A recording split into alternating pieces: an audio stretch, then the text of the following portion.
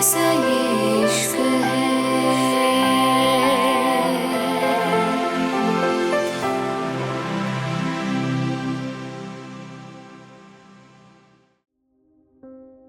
India new Delhi Anaya की बात पे तारा ने जो भी हुआ था वो सब अनाया को बता दिया था, जो कि पीछे से आते हुए आरोन और क्यारा ने भी सुन लिया था।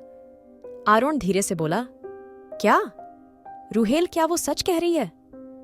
आरोन की बात पे रूहेल धीरे से बोला, आरोन मैं सिर्फ वहां तारा को बचाने गया था। मैंने तारा को इतने पैसे भी दिए थे जितने उस आदमी को चाहिए थे, लेकिन फिर भी मैं उसके साथ गया था क्योंकि मुझे उसकी फिक्र थी। लेकिन पता नहीं वहां कैसे और लोग आ गए और फिर वो जबरदस्ती तारा से शादी करने वाले थे। मैंने सिर्फ तारा को बचाने के लिए उससे शादी करी, लेकिन पता नहीं किसने ये खबर जाके मीडिया को दे दी और पता नहीं कैसे। रूहेल इतना कह के चुप हो गया था। आरोन गहरी सांस लेकर बोला, ठीक है, जो हुआ वो भूल जाओ, फिलहाल की बात करो। मीडिया को पता चल चुका है, तुम्हारी शादी हो चुकी है। क्या तुम इस शादी को निभाना चाहते हो? क्यारा तारा की आंखों में देखते हुए बोली, बताओ तारा, तुम इस शादी में रहना चाहती हो?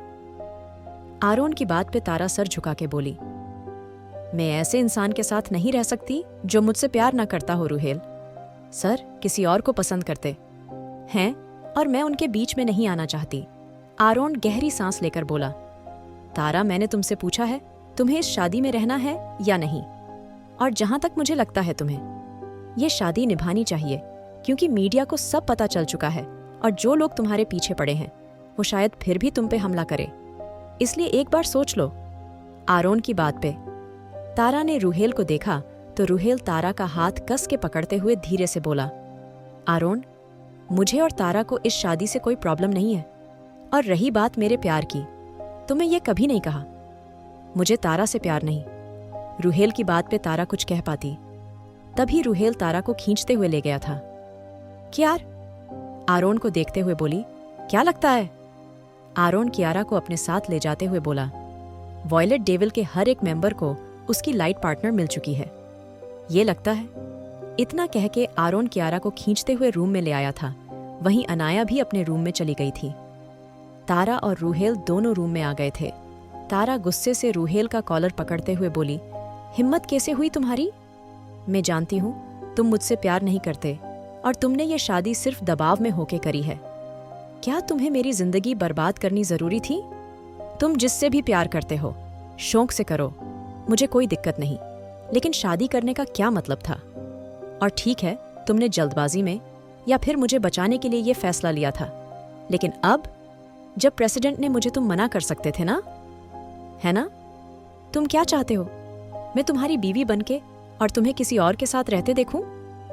तारा की बात पे रूहेल बिना किसी एक्सप्रेशन के उसको देख रहा था। तारा गुस्से से रूहेल को देखते हुए बोली, बोलते क्यों नहीं हो, कुछ बोलो। तारा की बात पे रूहेल ने उसकी कमर पकड़ के अपने होंठ तारा के होंठों पे रख दिए थे।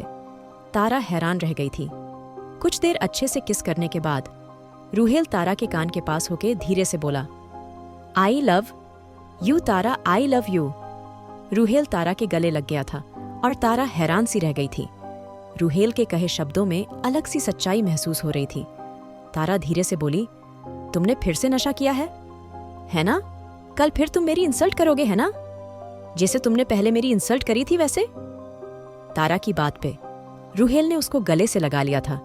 तारा ने भी खुद को रूहेल की बाहों में छोड़ दिया था।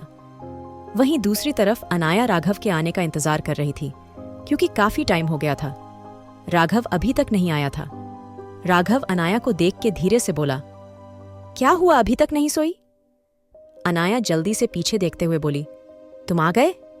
अब शादी करके जिम्मेदारी तुमने निभाई है तो मैं भी ये जिम्मेदारी निभा सकती हूं ना? चलो खाना खा लो, मैंने यही लगा दिया था।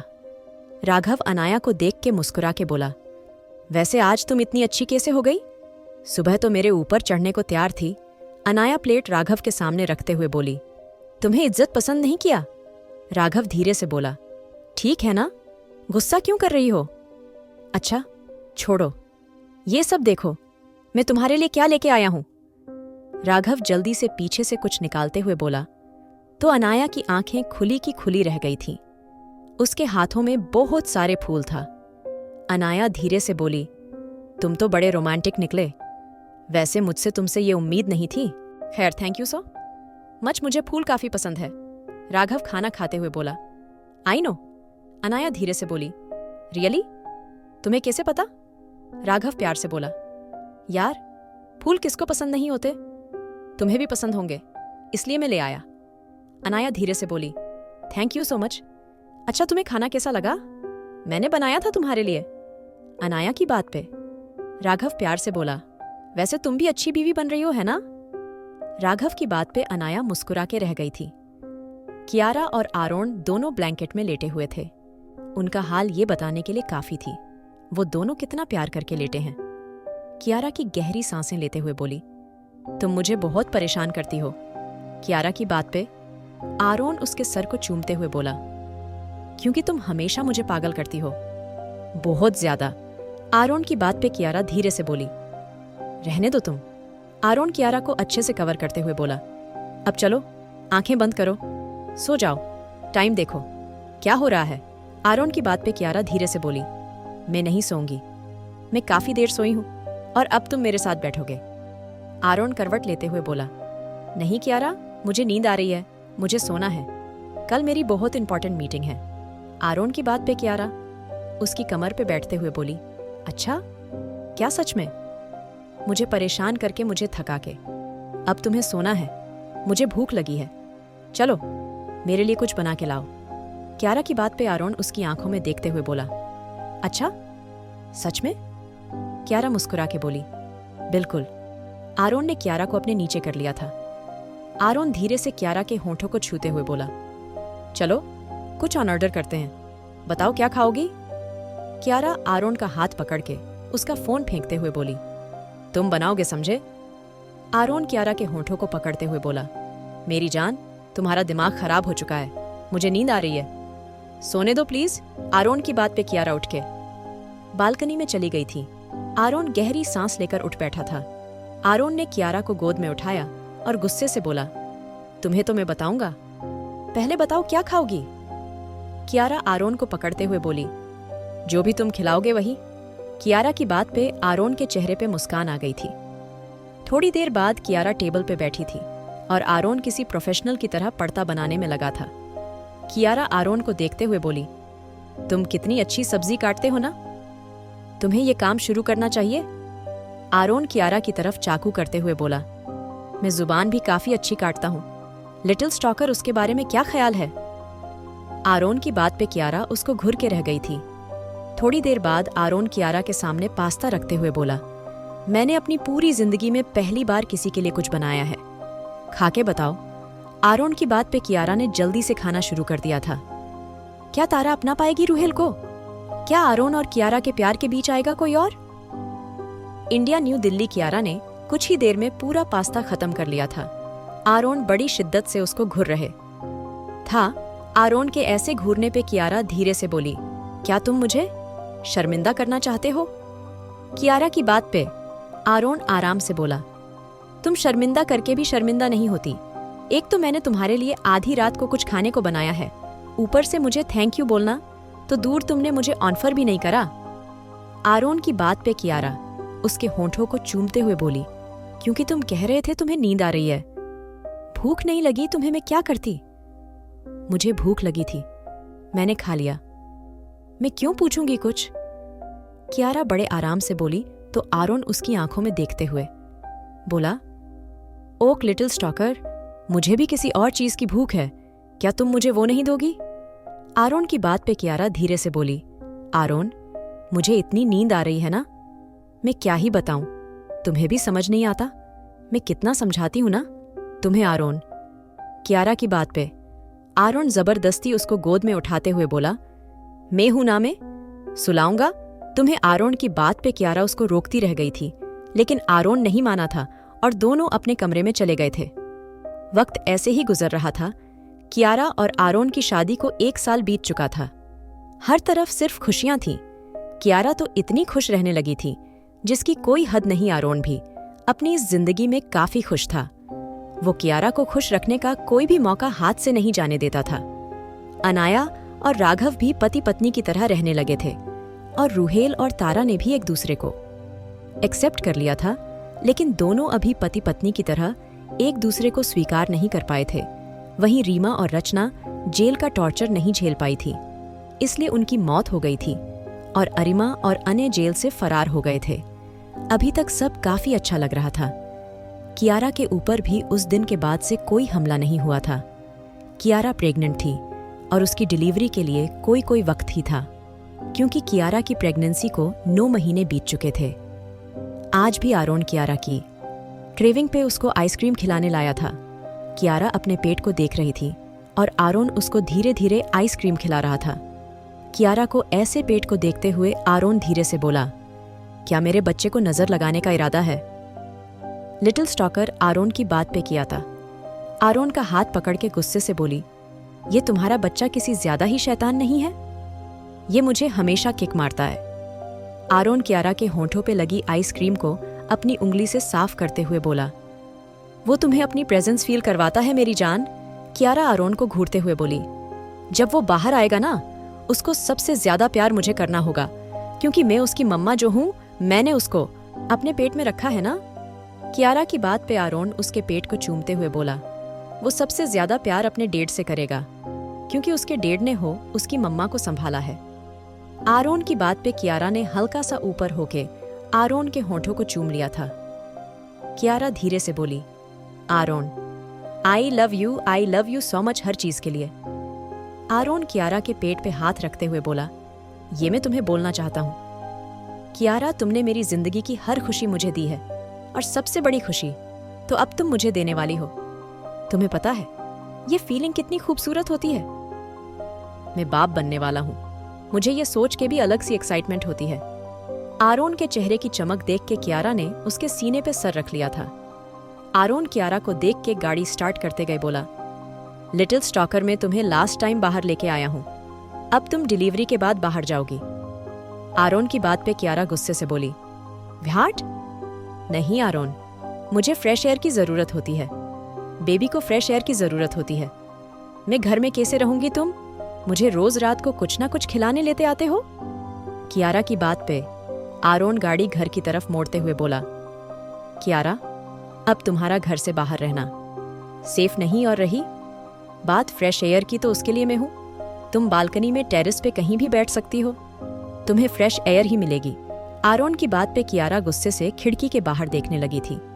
आरोन धीरे से बोला, अच्छा, अब हम तुम्हारे घर जा रहे हैं, क्या तुम ऐसे जाओगी? आज तुम्हारी गोद भराई है, क्या ऐसे जाना है? आरोन की बात पे कियारा नाराज होकर बोली, मैं तुमसे नाराज हूं, मुझसे बात मत करना, और जब हमारा बेबी आएगा ना, मैं उसको तुम्हारी सब बातें बताऊंगी, फिर मैं और वो एक टीम में होंगे। कियारा की बात पे आरोन के चेहरे पे बड़ी ही खूबसूरत मुस्कान आ गई थी। दूसरी तरफ अनाया और राघव एक कंबल में लिपटे हुए थे। अनाया की सांसें राघव के मूव को और तेज कर रही थी। करीब 1 घंटे बाद दोनों थक के एक दूसरे के ऊपर लेट गए थे। अनाया राघव के बालों में हाथ चलाते हुए धीरे से बोली, आज कियारा की गोद भराई है, हमें तैयार भी होना है, तुम सो क्यों रहे हो? अनाया की बात पे राघव धीरे से बोला, मैं चाचू बनने वाला हूं, ये फीलिंग कितनी अच्छी है ना। फाइनली इस घर में एक छोटा सा प्यार सा बच्चा आएगा। वैसे तुम मौसी बनोगी या चाची? तुम्हें चाची बनना चाहिए, क्योंकि अब तुम्हारी शादी मुझसे हो चुकी है। राघव की बात पे अनाया उसको धक्का देते हुए बोली, ओहो, क्यों नहीं, मैं कोई चाची नहीं बनने वाली समझे तुम। मैं उसकी प्यारी सी क्यूट सी मौसी बनूंगी, देखना तुम। अनाया की बात पे राघव उसकी छोटी सी नाक खींचते हुए बोला, और तुम क्यूट सी मॉम कब बनोगी? राघव की बात पे अनाया उसके सीने पे सर रखते गए बोली, उसके लिए तो अभी वक्त है, पहले हमें कियारा और आरोन के बच्चे को चाचू और मौसी का प्यार देना है। उसके बाद जब वो थोड़ा सा बड़ा हो जाएगा तब हमारे बच्चे आएंगे, क्योंकि उन्हें प्रोटेक्ट करने के लिए उनका बड़ा भाई होगा ना। अनाया की बात पे राघव हंसते हुए बोला, कितना आगे का सोचती हो ना तुम। राघव की बात पे अनाया मुस्कुरा के रह गई थी। वहीं दूसरी तरफ तारा रूहेल को कोट पहनाते हुए धीरे से बोली, तुम इस टाइम कहाँ जा रहे हो? आज कियारा की गोद भराई है। रूहेल तारा के बाल उसके कान के पीछे करते हुए प्यार से बोला, तारा, मैं नहीं जानता तुमने खुद को तैयार किया है या नहीं, लेकिन हमारी शादी को 1 साल हो चुका है और मैं ये रिश्ता आगे बढ़ाना चाहता हूँ। I hope you understand. आज रात मुझे तुम्हारा जवाब चाहिए। रूहेल की बात पे तारा ने अपनी नजरें झुका ली थीं। तारा धीरे से बोली, तुम्हारी आर्यन भाई से बात हुई? उनकी बेटी कैसी है? रूहेल आराम से बोला, आर्या भी ठीक है और बच्ची भी। वो लोग इंडिया जरूर आते, लेकिन अभी उनकी बेटी छोटी है, इसलिए कुछ दिन बाद आएंगे। तुम तैयार होके चली जाना, मैं वहीं आ जाऊंगा। इतना कह के रूहेल अनाया के होंठों को हल्का सा चूम के चला गया था। राठौर मेंशन काफी खूबसूरती से सजाया गया था। आज कियारा की गोद भराई थी। हर कोई काफी खुश था। रंजना जी के चेहरे से तो मुस्कान जा ही नहीं रही थी। कुछ यही हाल मीरा का भी था। मीरा रंजना जी का हाथ पकड़ के धीरे से बोली, माँ, वक्त कितनी जल्दी गुजर जाता है ना। आपने कभी सोचा था इतनी जल्दी हमारी छोटी सी कियारा के छोटे से बच्चे भी आ जाएंगे? अभी तो उसमें खुद ही बचपना है, वो बच्चे संभालेंगी कैसे? मीरा की बात पे रंजना मुस्कुरा के बोली, उसका तो पता नहीं, लेकिन अब आरोन को जरूर 2-2 बच्चों को संभालना पड़ेगा। रंजना जी की बात पे मीरा जी भी जोर से हंसने लगी थी। वहीं कियारा, जो पीछे खड़ी रंजना जी की बातें सुन रही थी, गुस्से से बोली, दादी, आप क्या बोल रही हैं यह? आप हमेशा आरोन का साथ देती हैं। कियारा की बात पे आरोन उसको देखते हुए बोला, तो मैं दामाद हूं, उनका मेरे साथ नहीं देंगी तो किसका देगी? आरोन की बात पे कियारा बुरा सा मुंह बनाकर सोफे पे बैठ गई थी। रंजना जी धीरे से बोली, तुमने हमारी बेटी को नाराज कर दिया। आरोन आज उसकी गोद भराई है, आज तो उसकी खिंचाई नहीं करनी थी ना? रंजना जी की बात पे आरोन उनके गले लगते हुए बोला, दादी, आपकी पोती तभी सही रहती है, वरना अभी पूरा घर सर पे उठा। वैसे आपने सही कहा, मुझे नहीं पता मैं 2 बच्चे कैसे संभालूंगा, ये तो खुद अभी ठीक से बड़ी नहीं हुई। आरोन की बात पे सबके चेहरे पे मुस्कान आ गई थी। वहीं दूसरी तरफ राठौर पैलेस के कुछ सब लोग खड़े हुए थे। उनमें से एक आदमी धीरे से बोला, तुम्हें पक्का यकीन है ये करना चाहिए? उस आदमी की बात पे दूसरा गुस्से से बोला, मैं और इंतजार नहीं करता, मुझे वो लड़की चाहिए, हर हालत में चाहिए। तुम्हें जैसा बोला है वैसा करना है। इतना कह के दोनों पैलेस के अंदर घुस गए थे। क्या होने वाला है इस कहानी में आगे? आखिर क्या मोड़ लेगी ये कहानी? जानने के लिए सुनिए The Devil's Seduction, Innocence Fall, and don't forget to like, share and subscribe.